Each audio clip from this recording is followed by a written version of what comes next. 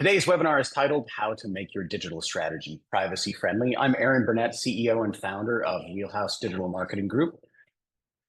We are performance marketers for privacy first brands. We're a 14-year-old agency. We unlock performance by solving our clients' toughest digital challenges. That takes a number of forms. That might mean consolidating 2.5 million pages of content that lived on 29 websites into a single unified information architecture, as we're doing for NASA, and you'll hear about a little in this presentation. Might mean developing and implementing HIPAA-compliant data strategies, as we've done for many of the clients on this slide, or unlocking exceptional performance through first-party data strategies. We do that by combining strategy, technology, creativity in these practice areas: digital strategy, digital advertising, and marketing sciences, which for us includes business intelligence, engineering, and very sophisticated analytics. We also bring to bear some of our own proprietary technology in creative and design. Your host today, I've introduced myself. We have with us as well Carissa Vega, who is Director of Digital Advertising. She has nearly 2 decades of digital marketing leadership with some of the largest and most innovative agencies and brands in the country.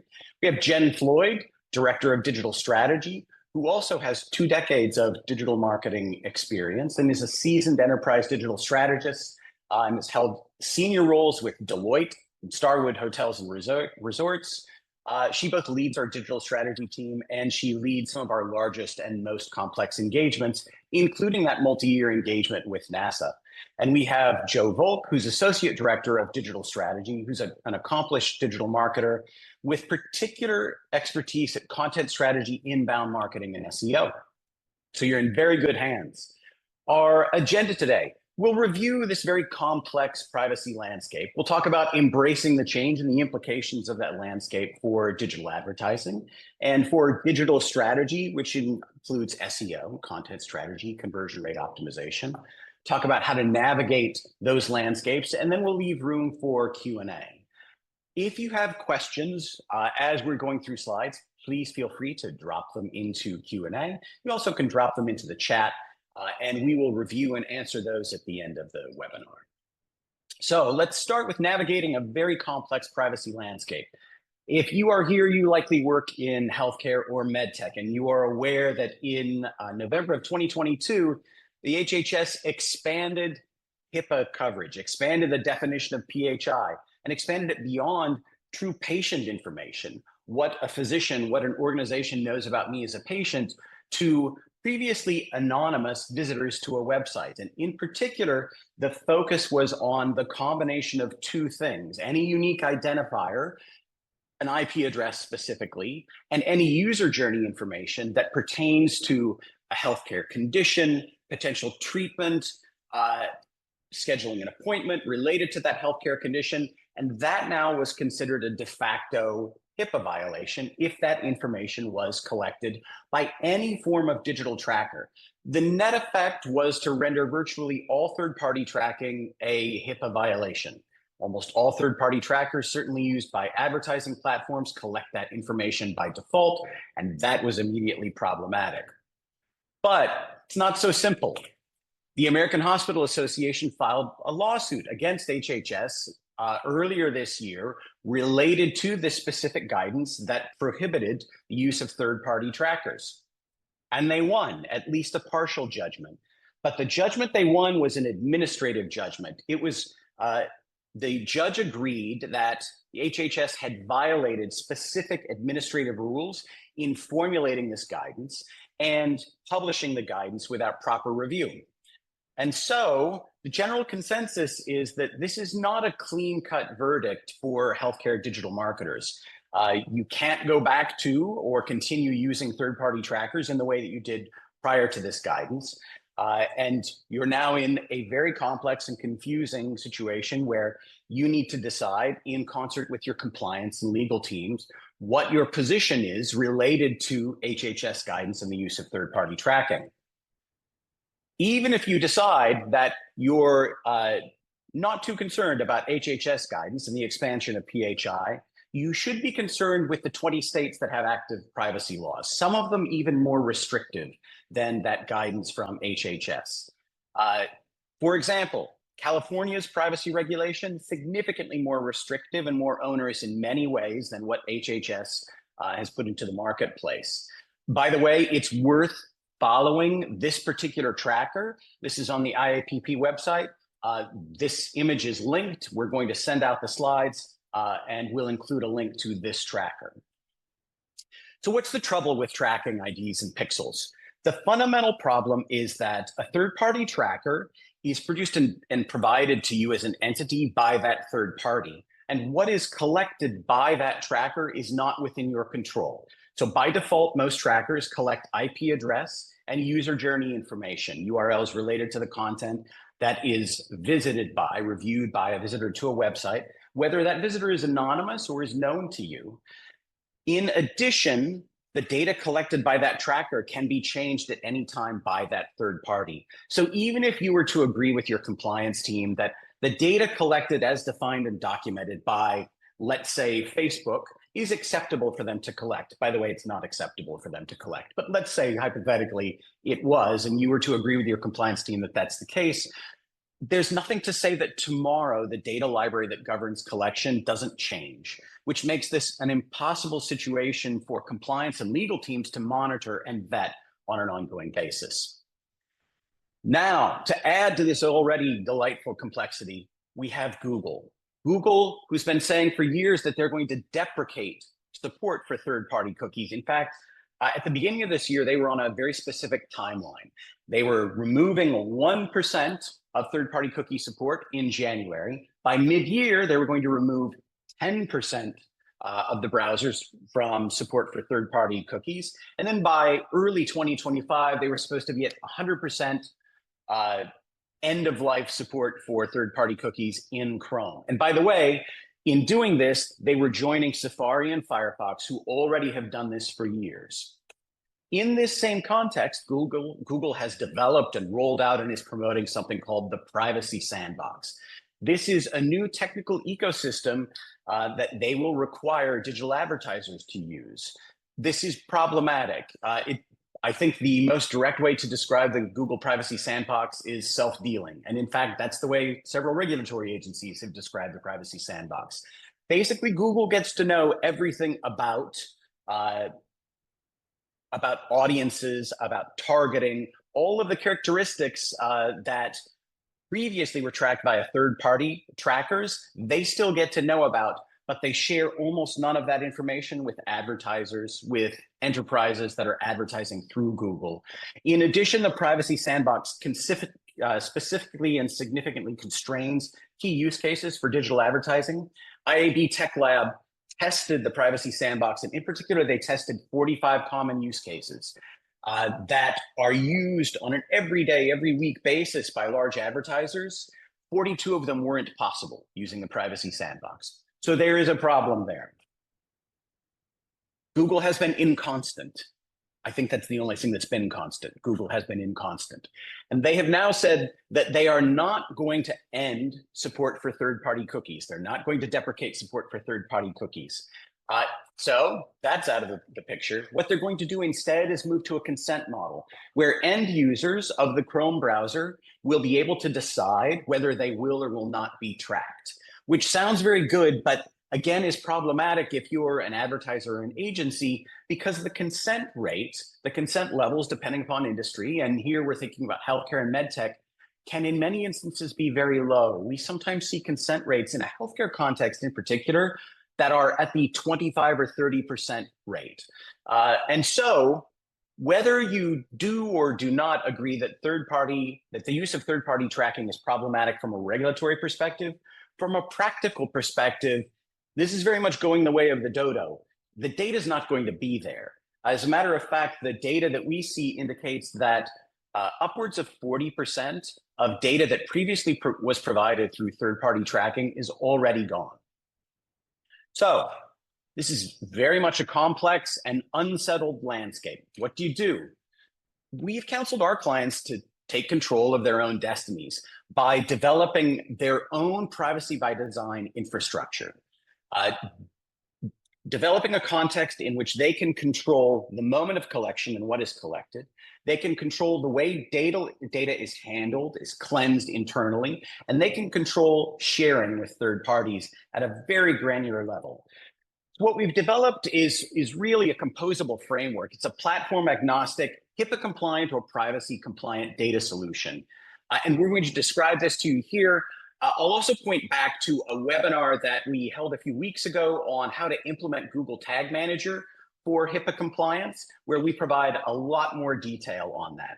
This architecture generally starts with replacing all third-party tracking pixels with your own private client ID, which becomes the only means by which data can be collected on a website. Data collection is governed by your own libraries.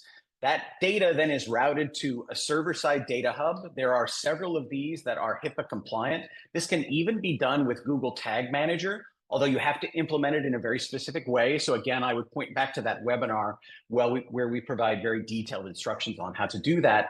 And using that server-side data hub, you can route and control data in a manner that is specific to your risk profile, the direction that you've agreed on with your legal and compliance teams, so that, for example, you can share just a single data attribute with Google Ads. You can share cleansed data with an analytics provider. You can share full data with your own data warehouse, which is an important thing to emphasize here. As a covered entity, as a HIPAA covered entity, collecting data on users of your website is not problematic. Using that data within your own organization is not problematic. Sharing the data is problematic. And so this means of control of collection, a control of routing, and control of third-party sharing is absolutely essential. So the essential components for privacy by design are really a server-side analytics implementation that has your own private client ID and data collection that's governed by you. You really need some injection blocking capability as well to ensure that if content is introduced on your site that includes its own analytics payload, which is quite common. So for example, if someone on a content marketing team posts content to a blog that includes a YouTube video or some graphic, that may come with its own analytics payload, and you have to block that. Some privacy compliant data hub that routes data and provides secondary data verification, you will need a cookie consent and monitoring framework. That's absolutely essential in a privacy by design ecosystem. And you need some form of privacy compliant data warehouse so that you can maintain full fidelity data to power your marketing, even as you constrain the data that you share with third parties. So clearly shifting to a privacy by design infrastructure, ecosystem, means of operating and marketing can be challenging, but our experience is that this also can drive higher quality marketing and delivery of much greater business value to your organization. And we'll share a bit about that now as I turn it over to Carissa, who will talk about the way that we've embraced the change and the way that we've been able to drive performance for our clients. Thank you, Aaron. So yes, I'm here to tell you that first-party data changing over, embracing the change does not have to be as scary as Aaron made it seem. I'm here to tell you that you actually can build better audiences, personas, do better targeting with your first-party data. And I think perhaps, and I will say that we've been a little lazy for too long. We relied on algorithms like Google and Facebook to tell us what our customers wanted, what they were doing on our site, what they were interested in, without really getting to know them and how they were interacting with us as a brand. So essentially, what you're doing in capturing your first-party data is removing the middleman so that we can better understand our consumer. So that change can be an exciting one, but it's not one that happens overnight. There are many aspects that you need to consider or plan for making the change. And so a few that I wanted to walk through with you are ensuring that you have a HIPAA compliant partner, because you're going to be needing to do offline data integration and mining. And as Aaron said, whereas we're pulling in data from different data sources in your tech stack, it's kind of understanding having a partner who is ethically responsible and how they're handling that data, which means that you'll want to work with a partner that has a BAA or a business associate agreement so that you can make sure that your data is being handled appropriately, even in a transitional manner, even though you're not possibly sending that to the platforms directly. Really important to brush up on your ethical data collection practices. You'd be surprised at how many times we interact with a client and there's a pixel here or a pixel there and it's not exactly compliant, make sure that your agencies understand what you're trying to achieve as far as your interpretation of OCR and HIPAA compliant data. And you actually should be really doing audits with your agency monthly to make sure, because things change so often in digital. So that's important also. And last but not least, really important, begin to map out as you transition to first party what data you're going to lose. It's really important to do that step first, because you'll need to supplement the loss of the third party data that you were using to make optimizations and choices within the engines. So if you're not sure where to start, I like to basically say, what do you know about your customer today, right? So what are the current demographics that are available to you? Where's your traffic coming from? If you're tracking leads today, what other KPIs or information is attached to that from your phone calls and your leads? We've been doing a lot more user testing on our sites to understand, what content is sticky, what content isn't. Same with creative, right? We're understanding what creative works, but actually more importantly, and I'll get to this, we have to understand what creative is not working, what isn't resonating with your audience. And so all these things are really important. And if you don't know the answer to these questions, I would say your first step is to get with your partner or agency before switching to a first party methodology and make sure that you can answer the majority of these. So redefine how you target. So one thing I will say is that no matter where you are on the spectrum of first party data, privacy compliant, and even if you're not in healthcare, there's one universal truth moving forward that we're seeing in 2025. And that is creative is the new targeting. So we recently actually held a webinar around this, and I would encourage you to, it's included here, to go out and learn a bit more on what you could expect from 2025 moving forward. And it deserved its own topic. So it was definitely large and one that I would encourage you to take a look at. But what I would say is, remember, I kind of asked you how your creative was performing at the beginning. And that's what we're looking to see here is the industry is shifting to more personalization and interaction with your ads. There's been an increased focus on creative fatigue, which means your relevancy is being monitored by the platforms now. So they're telling you when, they're alerting you why, that your creative is not working and that you need to bring a fresh perspective to your audience. And lastly, I'll remind everyone, especially in healthcare, and I know this can be more difficult, but UGC is this, especially lo-fi ads are up and coming in 2025. And that's something that you need to work on to stay ahead of from a competitive standpoint, because you're targeting through those ads. Your audience wants personalization and connection through relevancy, and those ads drive the most of it. So again, same theme, know your audience, and it will pay dividends in the end as far as your targeting and lowering your cost.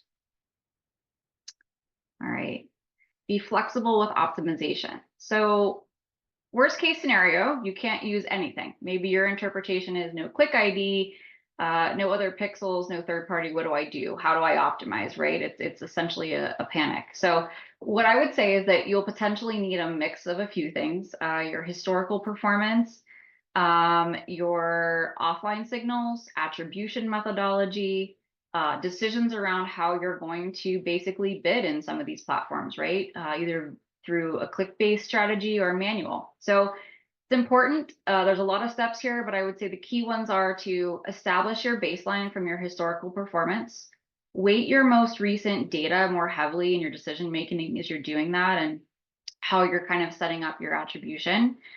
Then it's really important to sort of monitor your directional metrics that you have access to. So data points like offline calls, right? Even if you can't track those, you can get in touch with call centers, kind of understand as you're making adjustments and testing what is working as far as being a good call versus a bad call. Same thing with conversions or leads or actions on your website. You basically are trying to validate your benchmark and approach, a little old school, without the tracking to inform your bidding and other methodologies.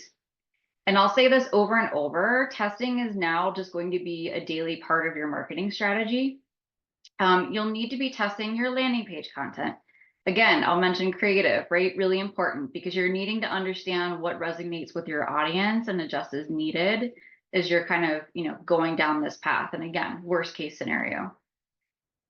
So the next slide I'm actually going to leave with you. I think it probably could be its own webinar, but I mentioned this worst case scenario because Wheelhouse, my team has actually encountered this. And so I'd be happy to talk about this offline or go into more detail, but it kind of gives you an overview of the challenge that we faced with sudden loss of tracking and kind of how we solutioned that to maintain performance. Okay. And then one more thing before we kind of dive into more SEO and content. So as Aaron talked about, you'll see many platforms coming up with their own version of sort of navigating third-party tracking loss. Google has been dabbling in Privacy Sandbox. Facebook has their private lift measurement methodology, or CAPI. But one we're actually really excited about is the Unified ID 2.0 that was developed by Trade Desk, and that's an open source digital identity framework. And the reason we like it is because it was developed with privacy and compliance in mind and addresses the reach problem that many of you face in healthcare, is we're looking for good compliant partners to kind of move forward. So this is just one way that you can start to supplement your data loss as you go down this path. And it definitely should be something you look at and work into your marketing plan. And more good news is that, especially for healthcare brands, you can supplement your first-party data with other first-party data. There are many, many ethical healthcare-focused partners, and I've just listed a few here on the slide as examples, but they either construct their audiences or their data are lookalikes from compliantly sourced data, zero-party data. And that's why we had stated that it's really important that you understand your customer segment so that you can get the most success from these partnerships to kind of maximize your reach. They're just, again, another point of layering when you've lost that third-party signal to kind of maintain performance and in a plethora of digital platforms. Okay. All right, and now I'd love to introduce to you my super talented coworker, Jen. She's gonna talk about another topic close to my heart, content and SEO. Thank you, Carissa. Hi, everyone. Yeah, so in this last section, we're going to talk about digital strategies like SEO, CRO, content strategy. Typically these are kind of thought of as somewhat immune to the effects of third-party data loss, but we're actually going to talk about some ways where they may be impacted or ways that they can actually help generate first-party data. But first, we want to talk about what's on the screen here, which is a strategic framework that we like to use here at Wheelhouse. It's based on the book Good Strategy, Bad Strategy by Richard Rumelt. And it's essentially a 3-step process that helps you create a solid, effective strategy.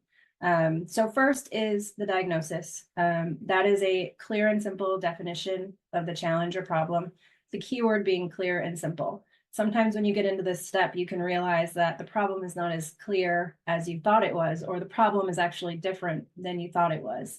So going through that exercise and also having consensus with your team and with your executive stakeholders can help solving that problem so much easier. The next is the guiding policy. So this acts as a set of guardrails to direct and constrain your action. This is traditionally the most challenging step. I think as marketers, our natural inclination is just get to the tactics, get to the doing and the problem solving. But this step really slows you down and it defines just as much what you will do as what you won't do. And it helps you focus and direct your strategy so that the things that you do have so much more leverage and impact.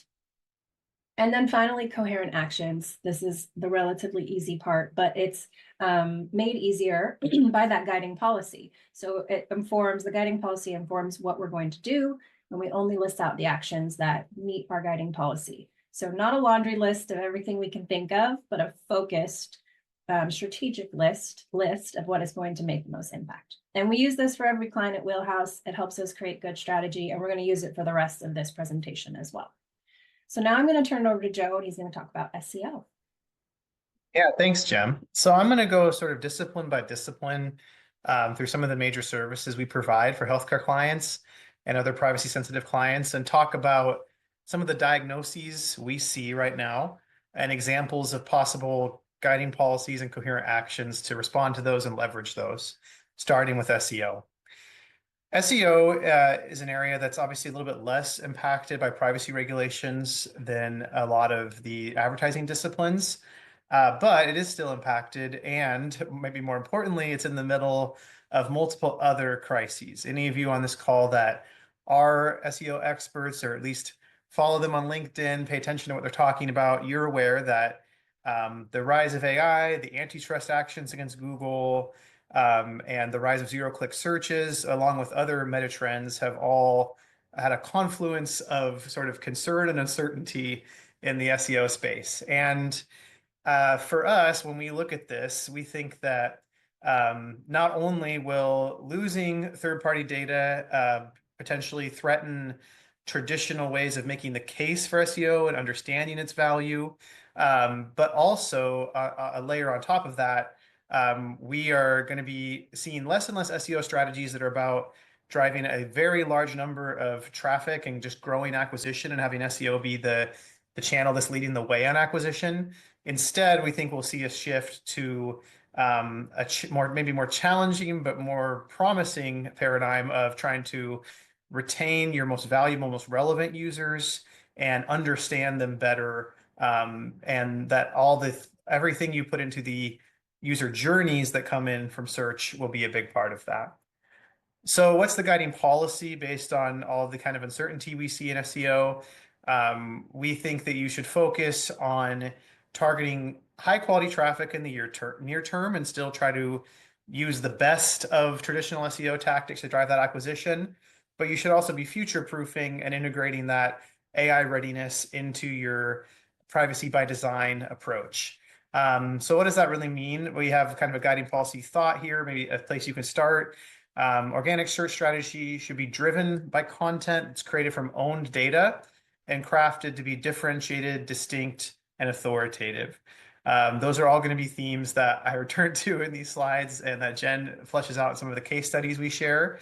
But we think that if you can produce that kind of content in a broad range of formats and center your brand story while doing so, you can do search in a way that fits privacy compliance and also is prepared for new paradigms of AI-driven discovery. So coherent actions, things that you might start working on in the coming quarters. It will be about using first-party data to strengthen the trust signals in your content and your user experiences, and to get organic traffic, but the right kind of organic traffic. So some places that you might start to look with this is using proprietary data to enhance the EAT or EAT and YMYL qualities in your content. These are acronyms that should really be front and center for you if you're thinking about organic search for healthcare, med tech, and similar industries. YMYL, your money or your life. And this refers to Google basically having higher standards and a higher degree of scrutiny for content that gives any kind of advice or guidance on health, finances, well-being, or safety. And then EAT, experience, expertise, authoritativeness, trustworthiness. This refers to what Google thinks good, high-quality content should look like.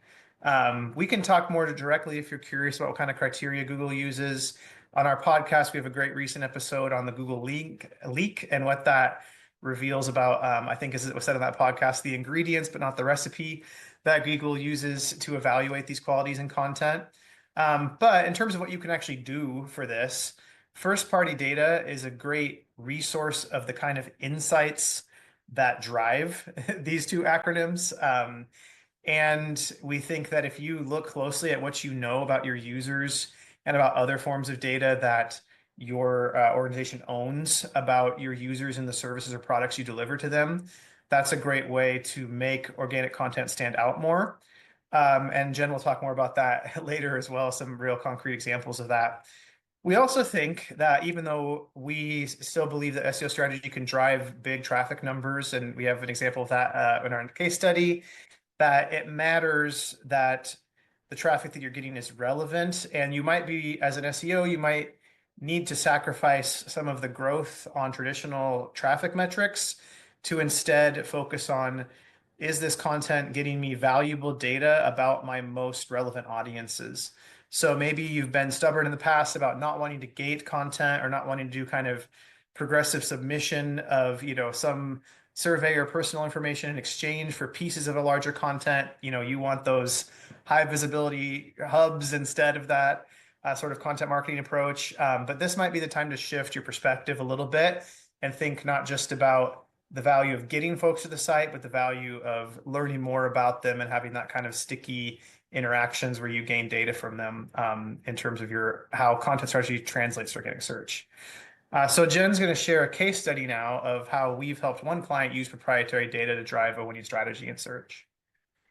Yeah, so in this example, Wheelhouse has been working with NASA for many years on the development of their new science site. And when you think about NASA, their data actually is content. So, when a space telescope sends its scientific observations back to Earth, that's first-party data that no other space organization has. That is content. So our work with NASA was to create an entity-based content strategy for their new science site that leveraged that proprietary data to both satisfy user queries and also reinforce NASA's brand as an authoritative, trustworthy source of space and science information in an ever-changing environment.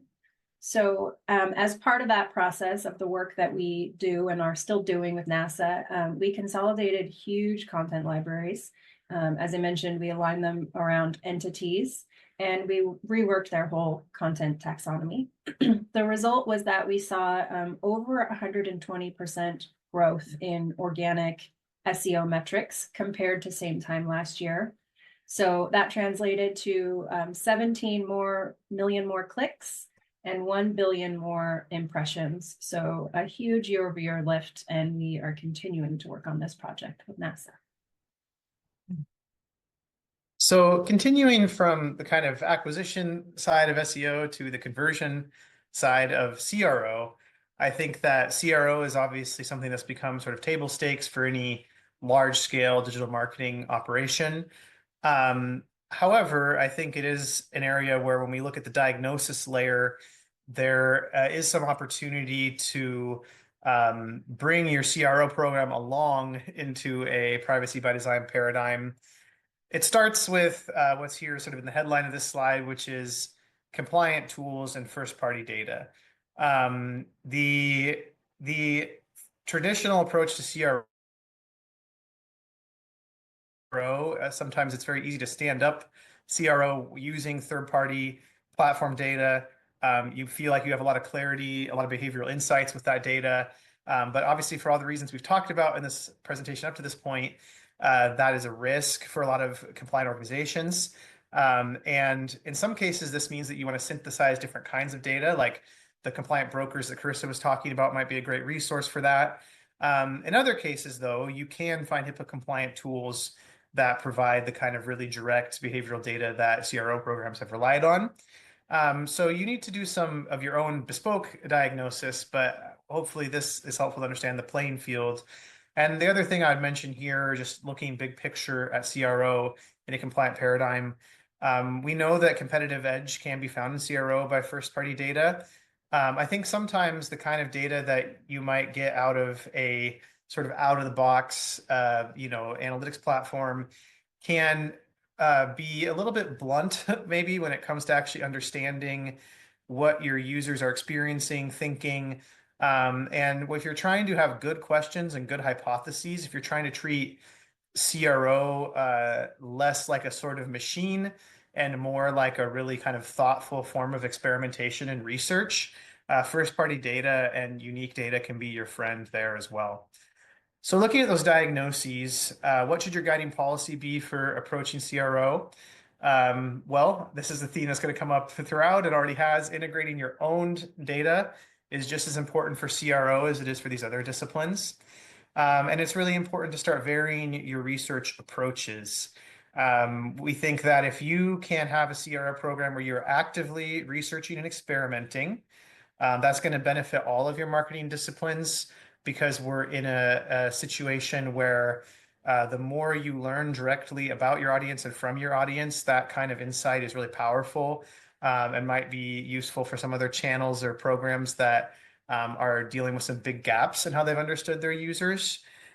You should also, I think the second part of this guiding policy, which we have an exciting case study for coming up, you should look for opportunities to incorporate owned data into your key interfaces. So think about data not just as something that can teach you about the user, but something that can translate into information that's really relevant to users and can boost CVR. So some of the things that you might start working on now, if you haven't already, some of the coherent actions we'd recommend, they all fall under this umbrella of combining qualitative and quantitative approaches. So sort of broadening and deepening your approach to CRO and using data in a resourceful way. So the examples of how you might do that, I think first, this is a great, the privacy by design paradigm shift is a great invitation to launch more direct user research and use those to sort of reset some of your guiding ideas and your theories of the case about your users. It's also, this is a great opportunity to reset with compliant tools. That's something we could talk to you more about if you need some guidance there. And to look for opportunities to apply data from those tools to other questions, considerations, reporting, etc., where maybe there's a little bit of a gap now. You should also, I think, be looking for CRO to get out of the kind of narrow scope of trying to run certain tests on a tool, and instead also look for more opportunities to actually apply what you might learn from your tests and from your research by improving interfaces. That starts with inventorying the data that you have available with your internal systems. This is a time when being good at asking questions and good at doing some of that silo busting is very, very valuable. Because, to speak to that last bullet, what we've seen clients do to great effect is use data that they have on the availability, popularity, duration, etc., of key services to pull that back into the user-facing part of their site.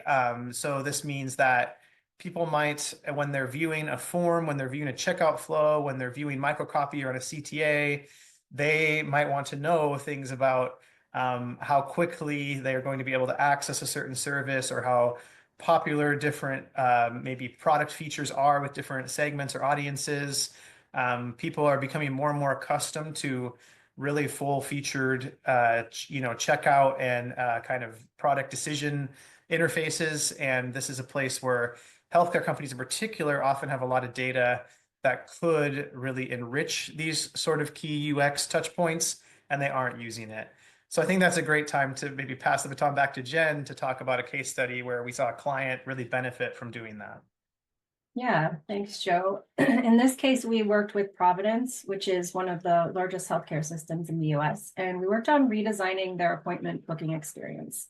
This was a small part of a larger experimenting engagement, but one specific thing that we did was we pulled booking data like physician information, location information, appointment availability. We pulled that back up into their booking interface. As Joe mentioned, users are expecting that kind of rich experience, and we found that doing so greatly improved the booking appointment process. I know there's a lot of stats on this slide, but cumulatively, it was an increase of over 800% in bookings for Providence. So a huge impact, great success. And we did that by utilizing the data that they already had, wrangling it, and finding a way to display that to users as they were going through the booking process. Great. So the last discipline we want to talk about here is content strategy.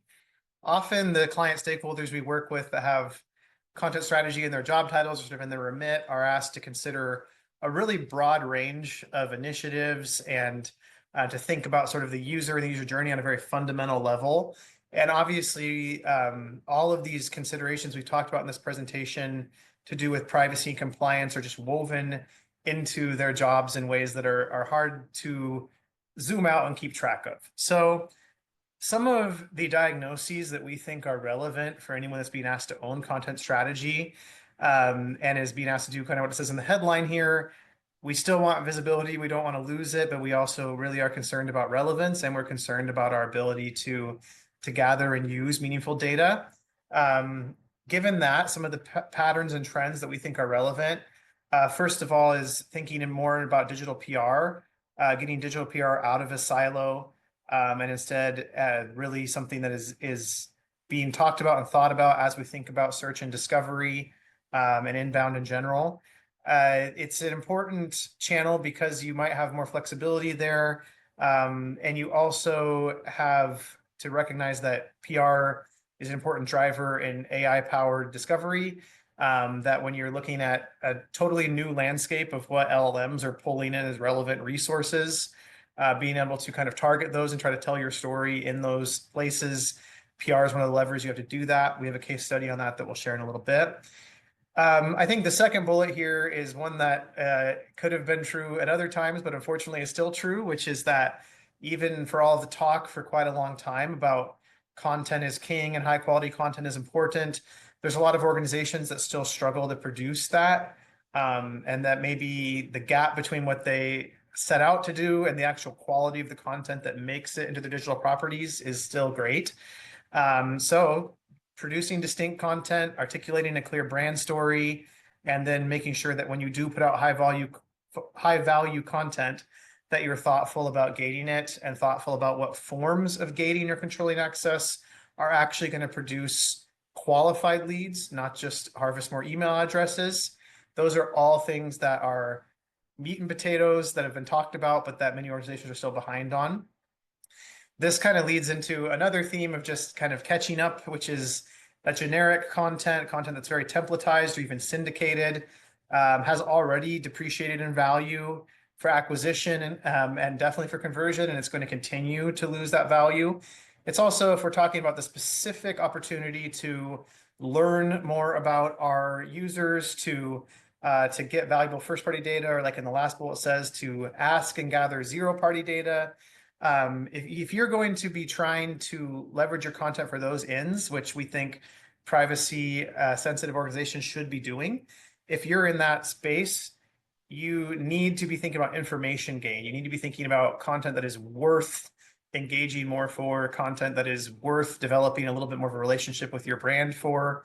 If you are not offering content that gives the end user valuable information that they're not going to get other places, you're going to have very little leverage in the paradigm that we see emerging. So all those diagnoses are quite a lot. I think what that leads to in terms of guiding policy is to prioritize best-in-class, unique content and to really be competing for traffic and competing for traffic in the emerging interfaces as well, not just the traditional channels. So this means that you should be integrating inbound with digital PR, that those two should be having, cohesive conversations about where our users are learning about our brand and learning about our upper funnel topics and how we can show up there. It also means that your content teams need to be disciplined and need to start really digging in tactically on producing the kind of unique and comprehensive content that can lead to data that is valuable to you, and that any content that kind of feels generic, feels like it was just made to get a slice of a very big traffic pie, probably needs to be retired or significantly revised to be more distinct and tell a better brand story.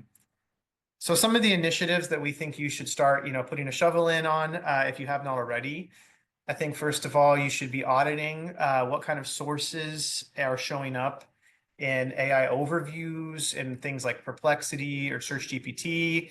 And you should be thinking about how you can target those with PR. Secondly, if you haven't already done so, think about how you can integrate SMEs and proprietary data into content strategy and production. I'll add here that AI tools make it easier to do things like flip a transcript of a conversation into some different content formats. So the sort of repurposing and reformatting of raw input from SMEs is probably easier now than it's ever been. You really should be starting on developing these kind of workflows if you haven't already.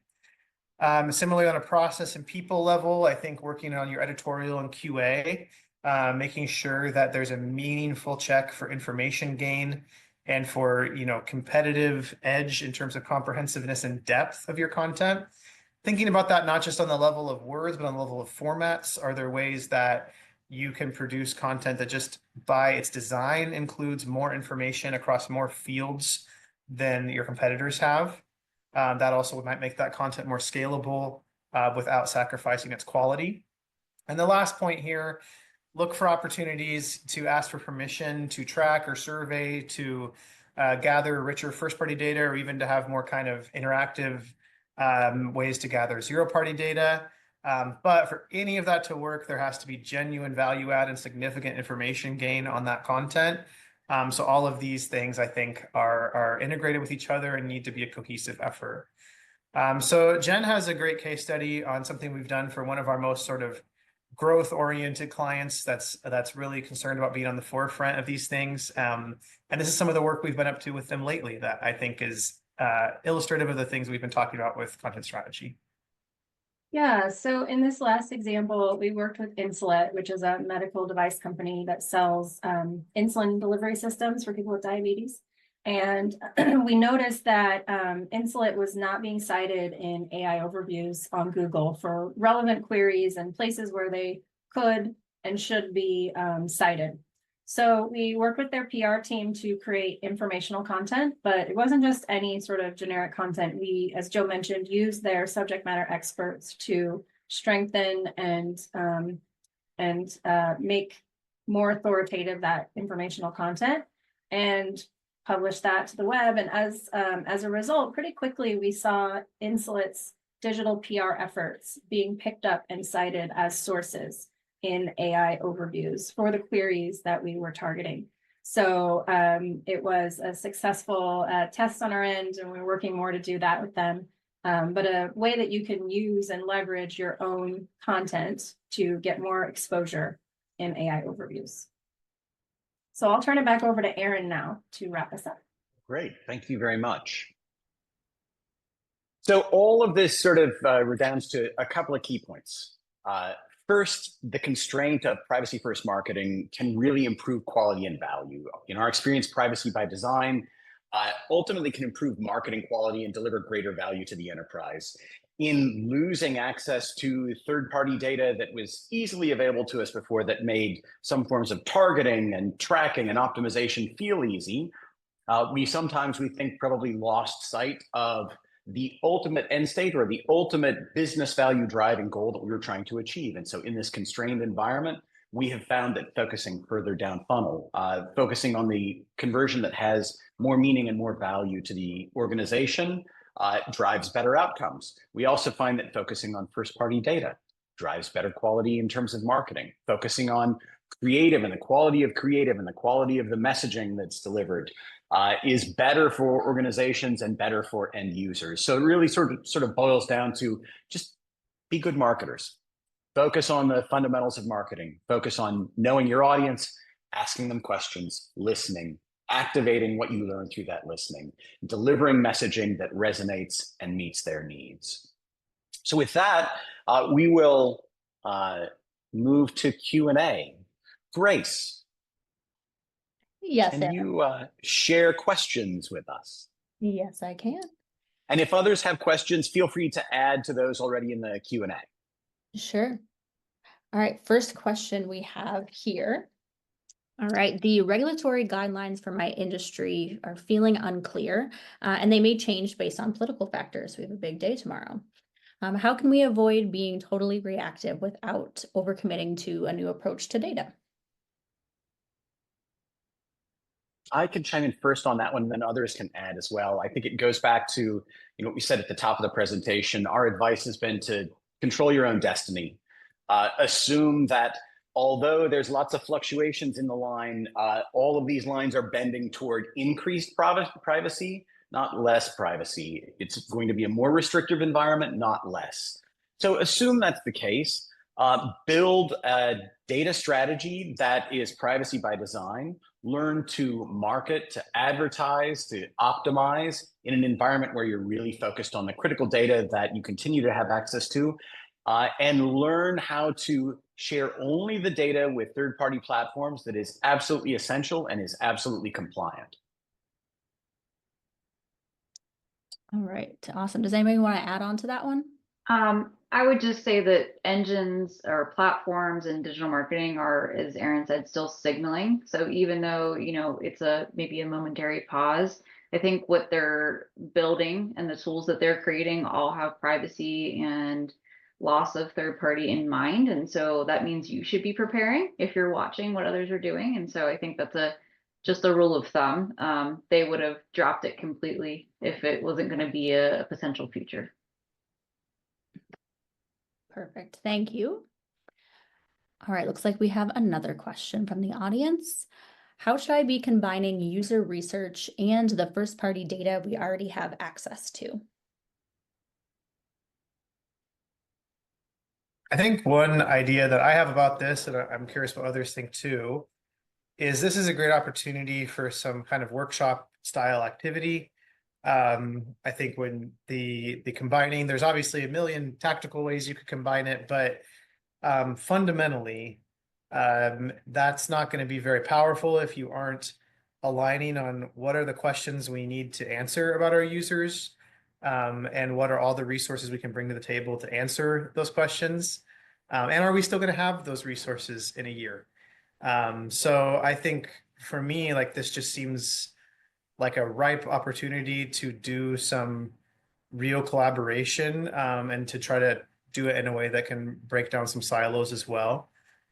So yeah, I would recommend some sort of workshop style, just asking big questions, starting to kind of work against them, as one way that you can approach that, and also have some side benefits, hopefully, of just helping people get kind of aligned and ready for the paradigm shifts that we've been describing in this webinar. Sure, and Go ahead. No, Sorry, go Jen. ahead. Go ahead. We have another question after this, but I think it's important that we focus on this topic. Jen, did you have something to add? I was just gonna piggyback on what Joe had said, that the loss of data in some ways actually brings you closer to what matters, which is the user. And so if you've lost this data stream, going around and going directly to them with user research and getting to the heart of what their needs and their challenges are, I think you'll come out the other side actually being a better marketer than just relying on what had been presented to you as like, these are the data points I use. You can really rethink, okay, what are the KPIs that actually matter? And was I looking at ones before that didn't matter as much? The other point that I would add is, remember that as a covered entity, if you're in healthcare, if you are covered by HIPAA, there isn't a preclusion to collection of data and use of that data internally in a HIPAA compliant manner. The prohibition is against sharing with third parties. And so again, this comes back to controlling your own destiny, ensuring that you have a data strategy and infrastructure that is privacy by design, that allows you to maintain full fidelity data within your four walls and a clear-eyed view of what's happening on your site and what users are doing and not doing in your own data infrastructure, without having to rely on third-party data to inform that perspective.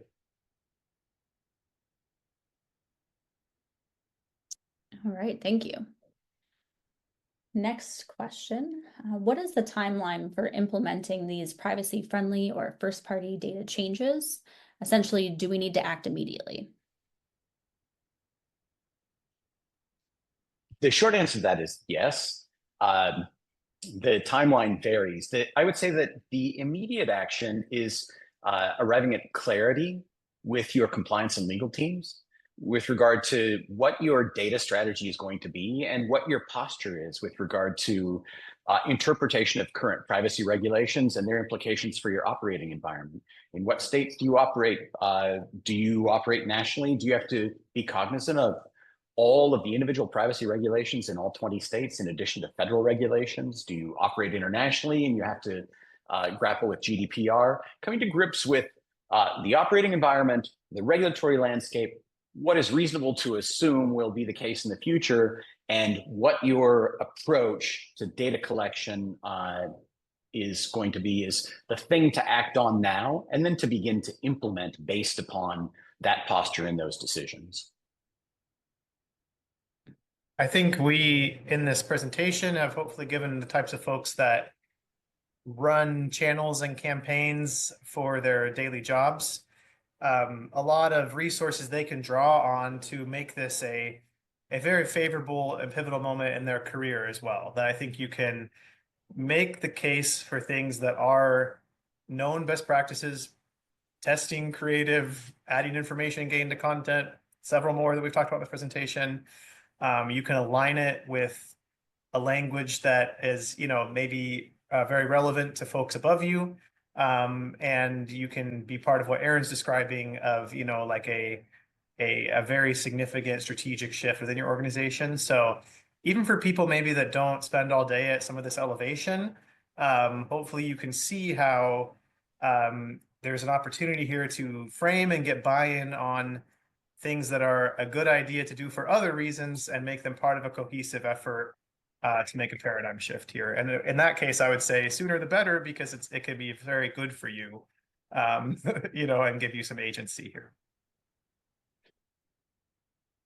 Perfect. And I think we have time for one more question, and it kind of tags on to that last one here. What internal resources do we need to implement any of these changes? Do I need specialized privacy or technical expertise? I can chime in first.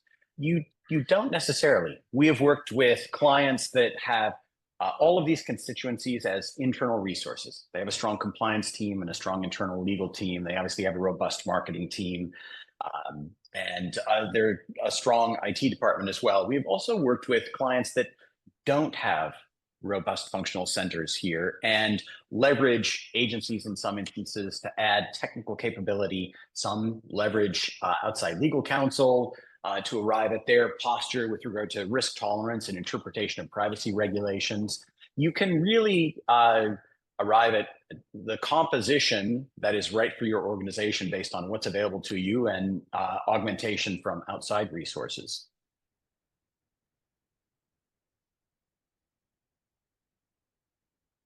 All right. Okay. Have We're at anything? the top of the hour.